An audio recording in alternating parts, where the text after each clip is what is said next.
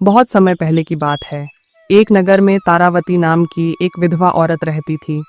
कुछ साल पहले ही उसके पति का देहांत हो गया था।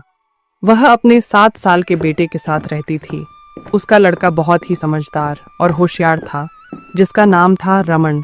एक बार की बात है, कहीं से 3 डकैत एक बक्सा चोरी करके लाए और तारावती के पास आकर बोले, बहन जी, हम 3 मित्र व्यापार के लिए निकले हैं। हमारे पास कुछ जमा पूंजी है।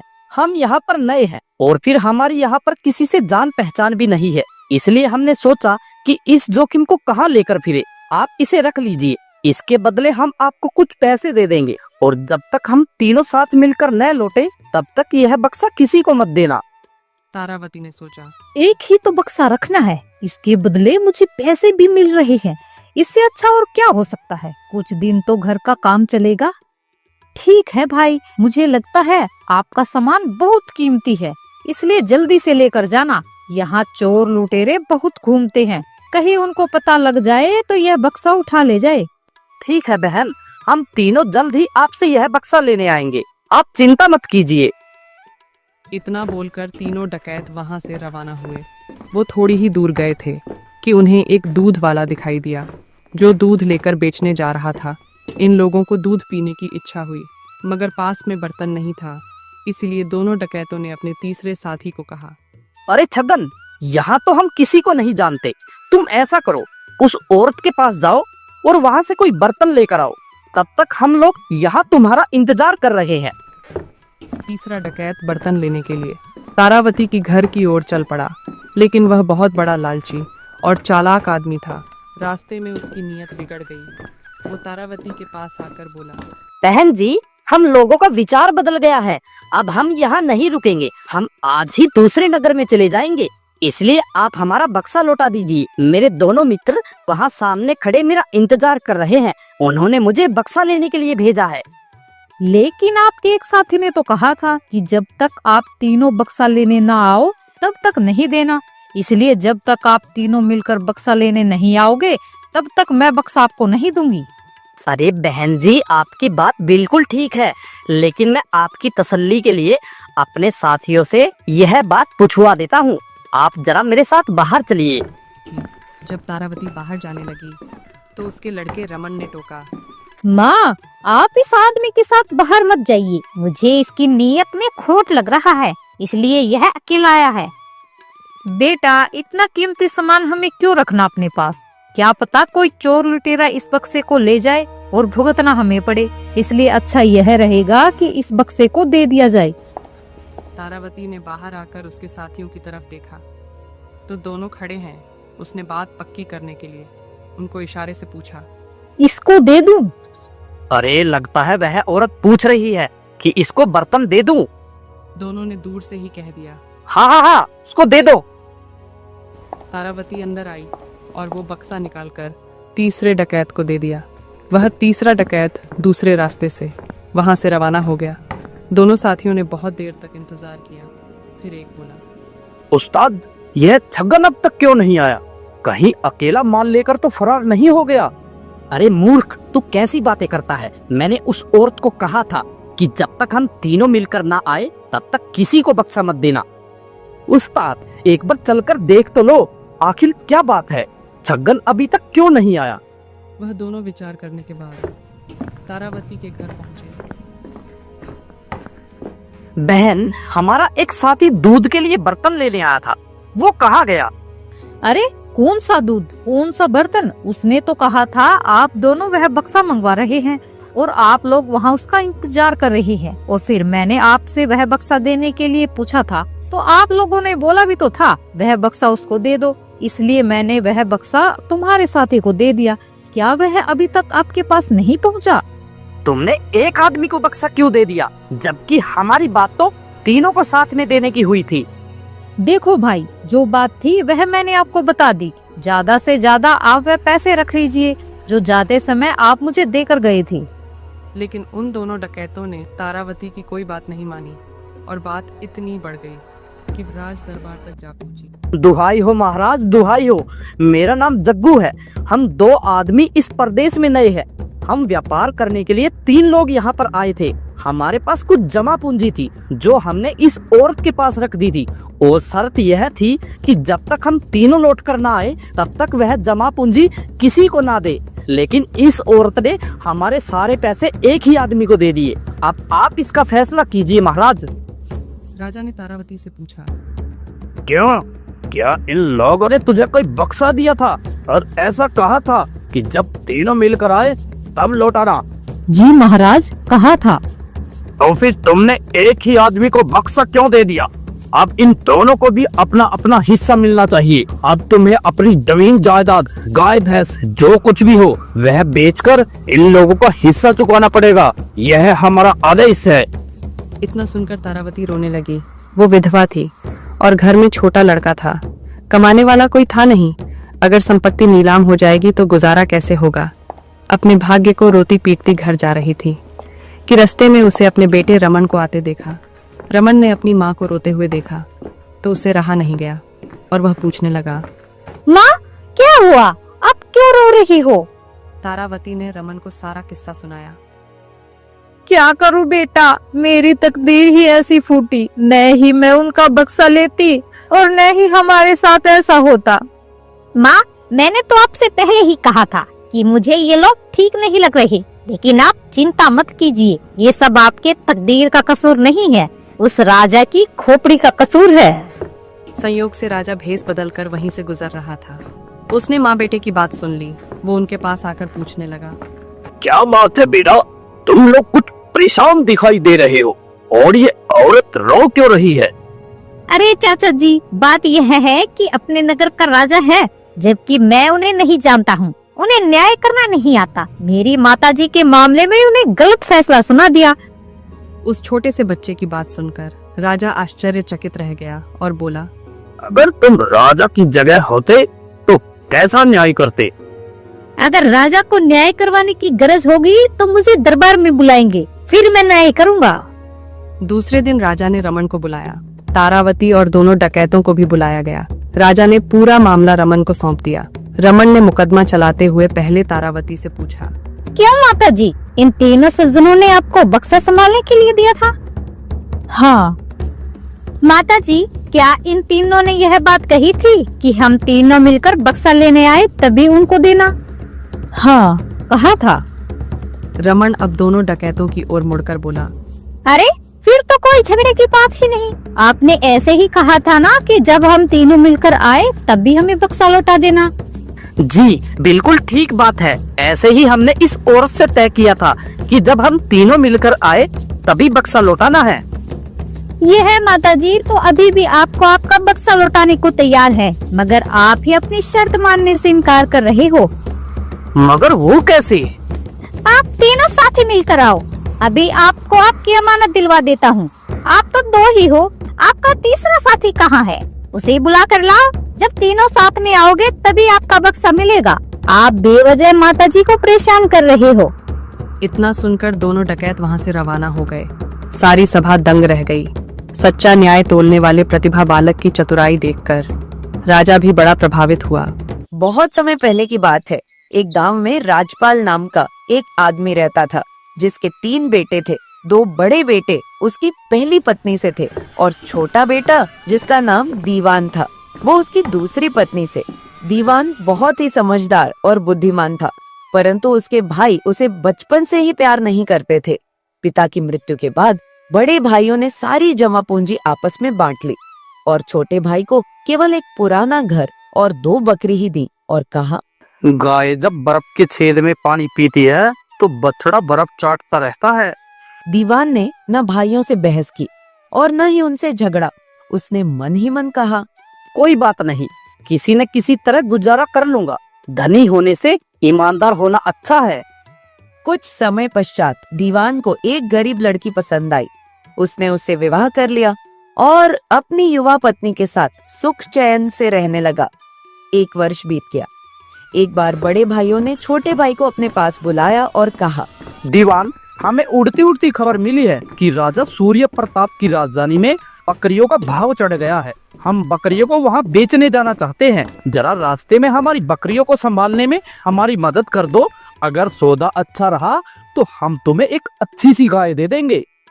इनाम के लिए धन्यवाद बड़े भाई, पर मैं तो बिना किसी इनाम के ही तुम्हारी मदद करने को तैयार हूँ। यह तो बहुत अच्छी बात है। पिताजी तुम्हारी नेक दिली के लिए तारीफ के पुल यूं ही थोड़े ही बांधते थे। भाई तुम सफर की तैयारी करो, हम सुबह जल्दी ही निकल जाएंगे। सुबह दीवान अपनी पत्नी से विदा लेने लगा। अच्छा प्रिय, मैं चलता हूँ, काम खत्म करके जल्दी ही लौटूंगा। प्रिय, तुम्हारी यात्रा सफल रही। जब लौट कर आओगे तो तुम्हारा बेटा यानी अपनी पहली संतान पालने में तुम्हारा इंतजार कर रहा होगा। दीवान को बकरियों के साथ काफी भटकना पड़ा, क्योंकि बड़े भाई उसे अपने साथ इसलिए तो ले गए थे जिससे कि उन्हें कम से कम काम करना पड़े। किंतु अपनी पत्नी की पहली संतान के बारे में कहे शब्द याद करके उसने न थकान की परवाह की और न ही दूरी की। तीनों भाई राजधानी में पहुंचे। उन्होंने बाजार के पास बकरियों के लिए एक बाड़ा किराए पर लिया और रात को वहीं डेरा जमाया।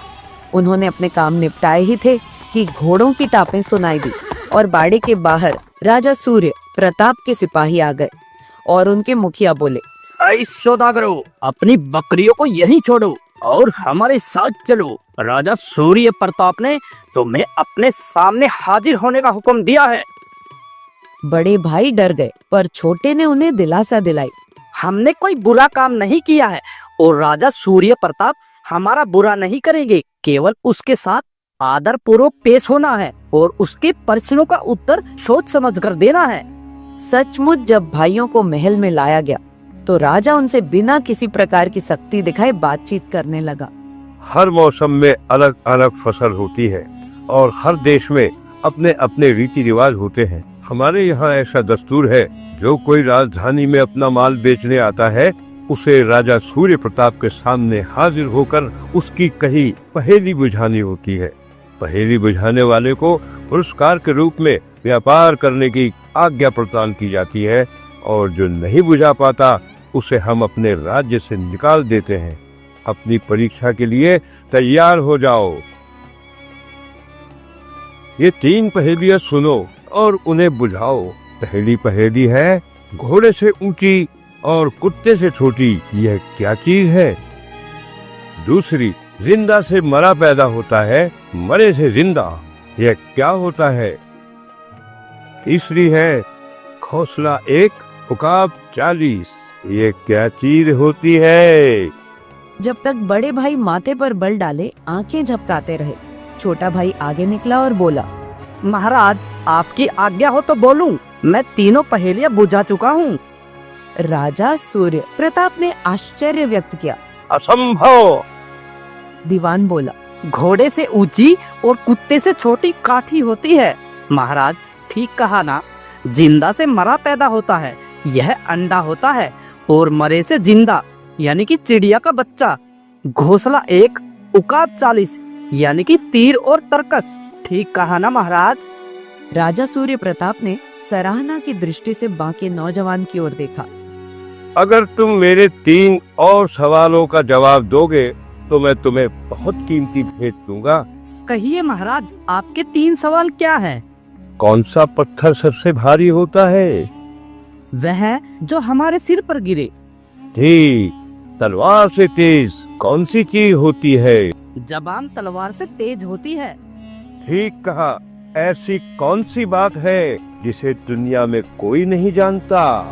कोई भी विद्वान से विद्वान मनुष्य यह नहीं जानता कि अगले क्षण उसके साथ क्या होने वाला है।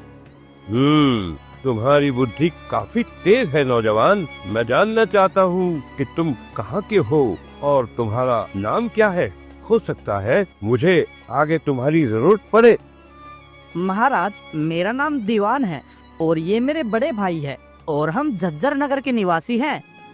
राजा ने दीवान के बड़े भाइयों से कहा, हालांकि तुम में मेरी पहेलियां बुझाने की अक्ल नहीं है, पर तुम्हारे छोटे भाई की खातिर मैं तुम लोगों को अपने जानवर बेचने तक राजधानी में रुकने की अनुमति देता हूँ, समझे? राजा सूर्य प्रताप ने अपने बड़े वजीर को दीवान को फौरन अशर्फियों की थैली देने को कहा। भाइयों ने राजा सूर्य प्रताप को धन्यवाद दिया और वहाँ से रवाना हुए। अगले दिन तीनों भाइयों ने थोड़े से समय में बकरियों को भारी नफे में बेच दिया और वहां से चल दिए।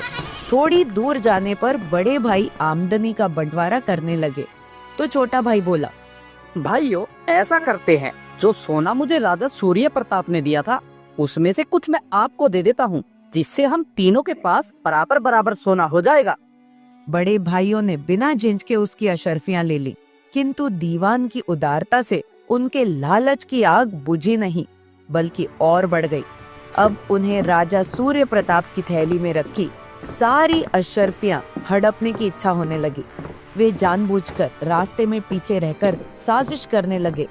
चलो दीवान को जान से मार देते हैं, लोगों से कहेंगे कि रास्ते में उसे सांप ने काट लिया, गवाह कोई है नहीं, कौन हमारा पर्दाफाश करेगा। और वे छुरे निकालकर दीवान की तरह चलने लगे। दीवान ने जब उन्हें नंगे छुरे लिए आते देखा तो वह उन लालचियों को उस पर दया करने के लिए मनाने लगा। भाइयों आप मेरा खून बहाकर क्या करेंगे, मेरा सारा धन ले लीजिए पर मेरी जान बख्श दीजिए, भगवान के लिए मेरा घर मत उजाड़िए। वाह रे वाह, हम तुझ पर दया करेंगे तो तू राजा सूर्य प्रताप के पास जाकर हमारा पर्दाफाश कर देगा। राजा सूर्य प्रताप हमें तेरी शिकायत पर मौत की सजा सुना देंगे और तुझे हमारी सारी संपत्ति मिल जाएगी। तू कितना ही बुद्धिमान क्यों ना हो पर हमें धोखा नहीं दे सकता। अगर आप लोगों के दिल में जरा भी दया नहीं है तो मुझे मार डालिए, पर कम से कम मेरी अंतिम इच्छा तो पूरी कर दीजिए। तू क्या चाहता है?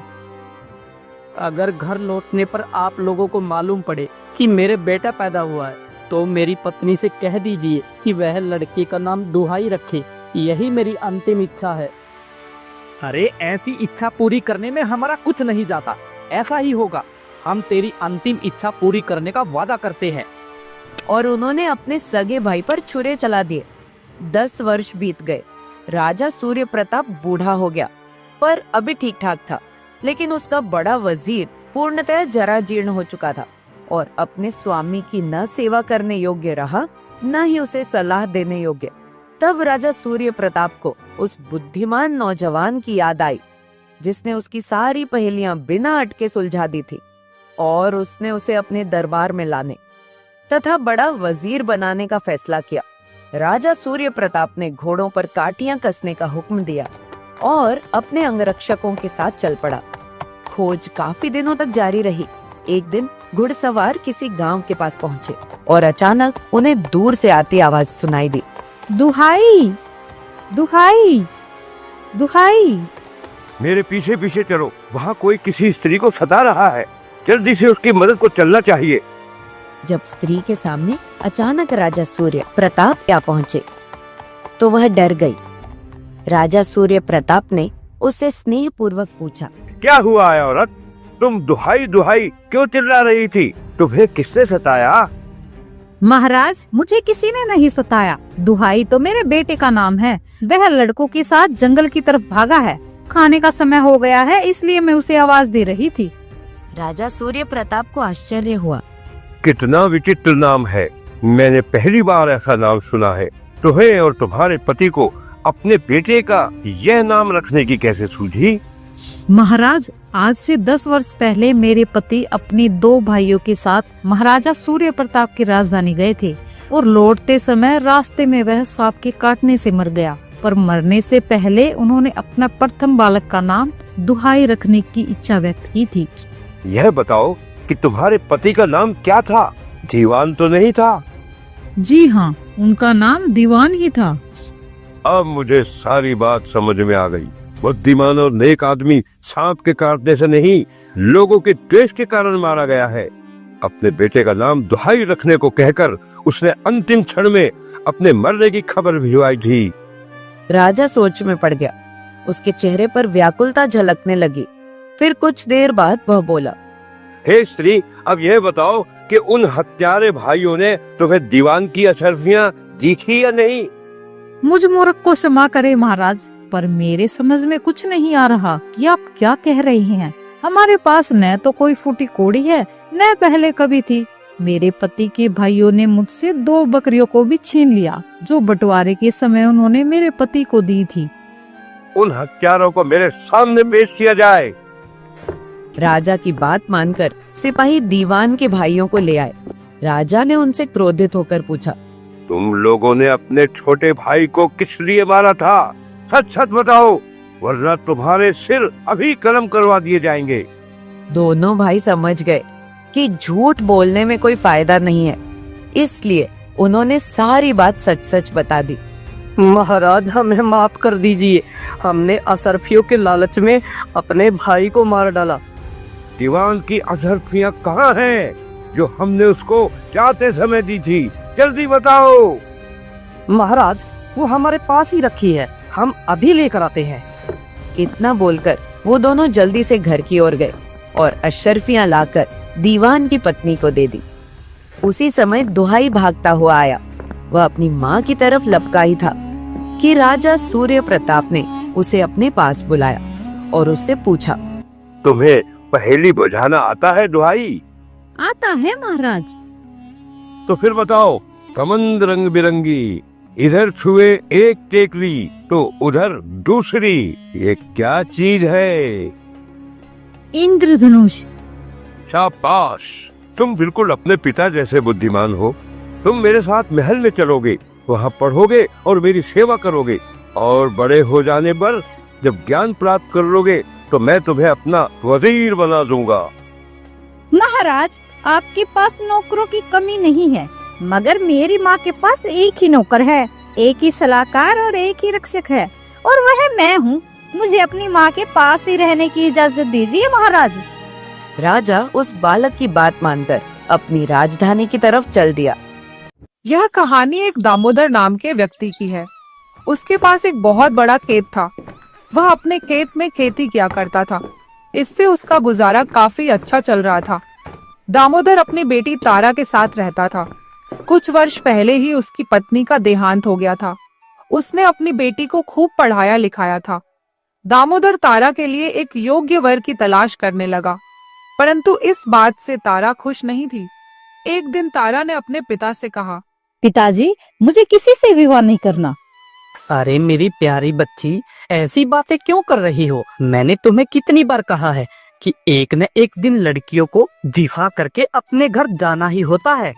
क्यों पिताजी, क्या यह मेरा घर नहीं है? अरे नहीं मेरी बच्ची, यह तू कैसी बातें कर रही है? यह जो कुछ भी है सब तेरा ही तो है। तो फिर पिताजी, मैंने आपसे कहा ना कि मुझे विवाह नहीं करना। अगर मैं विवाह करके चली गई तो मेरे जाने के बाद आप बिल्कुल अकेले रह जाएंगे, और उसके बाद आपका ध्यान कौन रखेगा? बेटी, मैं तो कुछ वर्षों का मेहमान हूँ। मेरे जाने के बाद तेरा क्या होगा? उसके बाद तू अकेली रह जाएगी। इसलिए अच्छा यही है कि तू अभी समय से विवाह कर ले, ताकि तू अपने घर में आराम से रह सके और तुझे किसी बात की चिंता ना हो। इतना कहकर दामोदर खेत में चला जाता है। इस तरह कई दिन बीत जाते हैं। फिर एक दिन दामोदर का एक रिश्तेदार उसके पास आता है और उससे कहता है, अरे भाई दामोदर, मैंने तुम्हारे बेटे के लिए बहुत ही अच्छा रिश्ता ढूंढा है। लड़का शहर में नौकरी करता है, उसका घर बार और लड़का भी बहुत ही अच्छा है, इसलिए तुम तारा बिटिया का रिश्ता उसी से कर दो। तब दामोदर उसकी बात मान लेता है और उसके बाद लड़के के घर वाले तारा को देखने आते हैं। दामोदर को वह लड़का पसंद आ जाता है। लड़के वाले दामोदर से जितने दहेज की मांग करते हैं, दामोदर उतना दहेज देने के लिए मान जाता है। दामोदर सोचता है, आखिर तारा मेरी इकलौती बेटी है, क्यों न मैं उसका विवाह बड़ी धूमधाम से करूं। आखिर मुझे ये जमीन जायदाद अपने साथ थोड़े ही लेकर जानी है। दामोदर अपना आधा खेत बेचने का निर्णय लेता है और अपनी बेटी का विवाह चंदू के साथ धूमधाम से कर देता है। शुरुआत में तो सब सही चल रहा था। तारा का पति शहर में नौकरी करता था, इसलिए वह कई दिनों बाद ही घर आया करता था। तारा की सास कलावती और उसकी ननंद चंपा दोनों बहुत ही घमंडी थी। तारा जब भी खाना बनाती, वे दोनों हमेशा उसके खाने में कमियां निकालती। हे भगवान, कितना बेस्वाद खाना बनाया है। इसे देखकर तो मेरा मन ही भर गया। माँ जी, आखिर खाने में कमी क्या है? एक तो गलती करती है और ऊपर से जबान भी लड़ाती है। नहीं माँ जी, आप मुझे गलत समझ रही है। भाभी, क्यों आप खामखा ही माँ से बहस कर रही हो? आगे से खाना ठीक से बनाना। तारा कुछ नहीं कहती और चुपचाप वहाँ से चली जाती। एक दिन कलावती तारा के कमरे में जाती है और उससे कहती है, ला बहू, तेरे पास जितने भी गहने हैं सब मुझे दे दे। परंतु माँ जी, वह गहने तो मेरे हैं, आप इन गहनों का क्या करोगी? भगवान, कैसी बहू दे दी तूने मुझे। अरे तू तो मुझसे हर बात में बहस करने लग जाती है। माँ जी, मैं आपसे बहस नहीं कर रही हूँ, मैं तो केवल आपसे पूछ रही हूँ। हाँ हाँ ठीक है, मैंने कहा ना, चुपचाप वो गहने मुझे ला कर दे दे। अरे मैं इस घर की बड़ी हूँ और सारी जिम्मेदारी मेरी है, मैं इन गहनों को अपने पास संभाल कर रख लूंगी। तारा अपनी सास की बात मान जाती है और अपने सारे गहने कलावती को दे देती है। कलावती और चंपा सारा दिन हुक्म चलाती और तारा से सारा घर का काम करवाती। एक दिन कलावती चंपा से कहती है, तुझे पता है, जो हमारी पड़ोसन है ना, वह बता रही थी कि उसकी बहू कितना दहेज लेकर आई है। वह तो अपनी बहू की खूब तारीफ कर रही थी, और एक हमारी बहू को देखो, जो उसने हमें इतने कम में निपटा दिया। अरे हमारा बेटा तो हीरा है, हीरा। ऐसे बेटे के लिए तो ज्यादा दहेज बनता था। अरे माँ, तो अब और मांग लो ना। तुम भाभी को बोलो कि वह अपने पिता से कुछ रुपए लेकर आएगी। वैसे भी भाभी अपने पिता की इकलौती संतान है, तो जो भी उसकी जमीन जायदाद है वह सब भाभी की ही तो हुई। हाँ, तू बिल्कुल सही कह रही है। कलावती तारा के पास जाकर उससे कहती है, हमें और दहेज चाहिए। तुमने उस समय हमें बहुत ही कम दहेज दिया था। माँ जी, आपने मेरे पिताजी से जितना कहा था, उन्होंने उससे ज्यादा ही दिया था। उन्होंने दहेज की वजह से अपने आधे से ज्यादा खेत बेच दिया। अब भला मेरे पिता पैसे कहाँ से लाएंगे? उनके पास जितनी भी जमा पूंजी थी, उन्होंने वो भी दे दी थी तब। मैं कुछ नहीं जानती, मुझे और दहेज चाहिए। इस बारे में तू अपने पिता से जाकर बात कर। मैं अपने पिता से पैसे मांगने नहीं जाऊंगी। ठीक है, मैं तुझे अभी बताती हूँ। कलावती तारा को खूब मारती है। इस तरह कई दिन बीत जाते हैं। एक दिन कलावती तारा से फिर से कहती है, बहू, मेरी बात तेरे समझ में नहीं आती। मैंने कितनी बार तुमसे कह लिया कि अपने पिता से कुछ पैसे मांग कर ला, पर तू है जो मेरी बात सुनती ही नहीं। माँ जी, मैंने भी आपसे कितनी बार कह लिया कि मैं अपने पिता से पैसे नहीं लाऊंगी तो नहीं लाऊंगी। अगर पैसे नहीं लाएगी तो निकल जा मेरे घर से। जब तक पैसे लेकर ना आए तब तक इस घर में मत घुसना। माँ जी, भगवान के लिए आप मेरे साथ ऐसा ना करें। मेरे पिता के पास अब देने के लिए कुछ भी नहीं है। कलावती और चंपा दोनों ही उसकी एक भी बात नहीं सुनते और उसे घर से बाहर निकाल देते हैं। उसके बाद तारा अपने पिता के पास आ जाती है और उन्हें सारी बात बता देती है। तब दामोदर कहता है, कोई बात नहीं बेटी, मैं तुझे कुछ रुपए दे देता हूँ। कम से कम इससे तेरा घर तो बर्बाद नहीं होगा। नहीं पिताजी, आप ऐसा मत कीजिए, यह सब गलत है। वह लोग दहेज के भूखे हैं। अगर आप एक बार दोगे तो वह बार बार मांगेंगे। मैं तुम्हारे ससुराल वालों से जाकर बात करता हूँ और उन्हें समझाने की कोशिश करता हूँ, शायद वह मेरी बात मान जाए। दामोदर कलावती के पास जाता है और उससे कहता है, देखिए समधन जी, आप मेरी बेटी के साथ जो व्यवहार कर रही है वो गलत है। कलावती दामोदर की किसी बात पर ध्यान नहीं देती और बार बार उससे पैसों की मांग करती है। ठीक है, मैं अपना खेत बेचकर आपको पैसे दे दूंगा, परंतु इसके बारे में तारा को पता नहीं चलना चाहिए और ना ही आप दोबारा कभी उस पर हाथ उठाएंगी। ठीक है, अगर तुम हमें पैसे दे दोगे तो हम तुम्हारी बेटी को कभी परेशान नहीं करेंगे। दामोदर अपने घर आ जाता है और अपनी बेटी को समझाता है, बेटा, मैंने तुम्हारे ससुराल वालों को समझाया है और अब उन्हें अपनी गलती का एहसास हो गया है, इसलिए वह आगे से तुम्हें कभी परेशान नहीं करेंगे। अब तुम अपने घर जा सकती हो। तारा अपने पिता की बात मान जाती है और वापस अपने ससुराल लौट जाती है। दामोदर अपने खेत का बचा हुआ हिस्सा भी बेचकर उससे जितने भी पैसे मिलते हैं वह सब कलावती को दे देता है। मैंने अपनी बेटी की खातिर अपनी सारी जमीन बेच दी, अब भगवान के लिए उससे कुछ मत कहना। कलावती बहुत खुश हो जाती है और वह कुछ दिनों के लिए तारा को परेशान करना बंद कर देती है, परंतु कलावती दोबारा अपना असली रंग दिखाने लग जाती है। तारा अपनी सास के सारे जुल्म सहती। वह सोचती, कम से कम मेरी सास अब पैसे की मांग तो नहीं कर रही। एक दिन तारा अपनी सास से कहती है, माँ जी, मुझे कुछ दिन के लिए अपने पिता के पास जाना है। कई दिन से मुझे लग रहा है कि वह जरूर किसी परेशानी में है। तुझे कहीं भी जाने की जरूरत नहीं है। माँ जी, मेरे पिता अकेले रहते हैं और मैं उनकी इकलौती बेटी हूँ। मेरा इतना तो अधिकार बनता है कि मैं एक बार उनसे जाकर मिलूं और उनका हाल चाल पूछ लूं। मैंने बोल दिया ना, कहीं नहीं जाना तो कहीं नहीं जाना, समझ गई ना तुम? तारा मन मारकर रह जाती है। इस तरह कुछ महीने बीत जाते हैं, मगर यह सब तारा कब तक बर्दाश्त करती। इसलिए वह निर्णय करती है कि आज तो वह अपने पिता से मिलने जरूर जाएगी। तब वो कलावती के पास जाती है और कहती है, माँ जी, मुझे अपने पिता से मिलना है, कृपया करके आप मुझे जाने दीजिए। अरे, मेरी बात तेरे दिमाग में नहीं घुसती? मैंने कितनी बार तुझे बोल दिया तू कहीं नहीं जाएगी। अगर तू गई तो इस घर में तुम्हें कभी वापस नहीं आने दूंगी।